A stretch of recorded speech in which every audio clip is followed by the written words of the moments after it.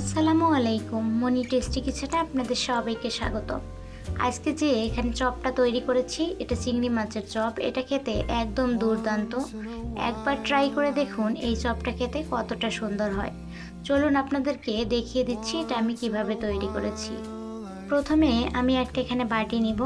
এর মধ্যে মুসুরির ডাল আমি বেটে নিয়েছিলাম, আপনারা ব্লেন্ডার করে নিতে পারেন। আদা থেতো করে আমি এটা নিয়েছিলাম। এর মধ্যে চিংড়ি মাছটাকেও আদা থেতো করে নিয়েছি, একদম মিহিনি করিনি।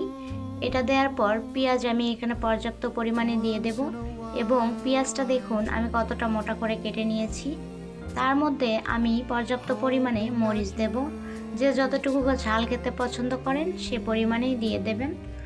এর মধ্যে আমি লবণ, হলুদ, একটু হালকা পরিমাণে গরম মশলা গুঁড়ো দিয়েছি।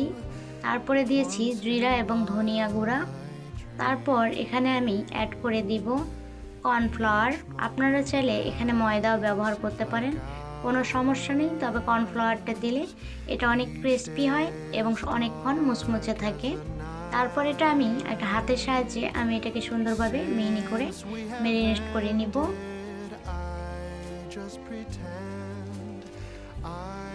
এই পর্যায়ে আমি এটাকে একটু রেস্টে রেখে দিয়ে আরেকটা বাটি এখানে নেব। কয়েকটা চিংড়ি মাছ এখানে আমি নিয়ে নেব। এটা কিন্তু বড় চিংড়ি দিয়েও করা যাবে, তবে ছোটটা দিয়ে করলে আমার মনে হয় ভালো হয়। এই পর্যায়ে আমি চপগুলোকে সুন্দরভাবে বানিয়ে নেব।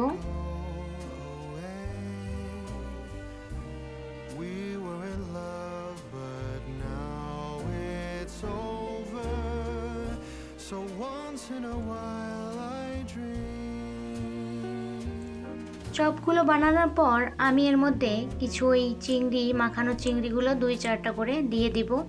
আপনারা চাইলে আরও পর্যাপ্ত পরিমাণে দিতে পারেন, তাতে কোনো সমস্যা নাই। দিলে বরং আরও এটা খেতে অনেক টেস্টি হবে। সবগুলোকে দেখুন কত সুন্দরভাবে আমি বানিয়ে নিয়েছি। এ পর্যায়ে আমি চুলায় একটা প্যান বসিয়ে দিব। প্যানের মধ্যে পরিমাণ মতো তেল দিয়ে আমি চপগুলোকে ভাজতে দিব।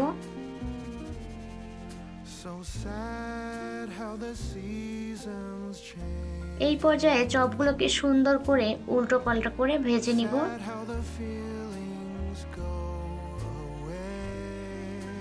একবার ট্রাই করে দেখুন এই চপটা খেতে কতটা মজাদার হয়।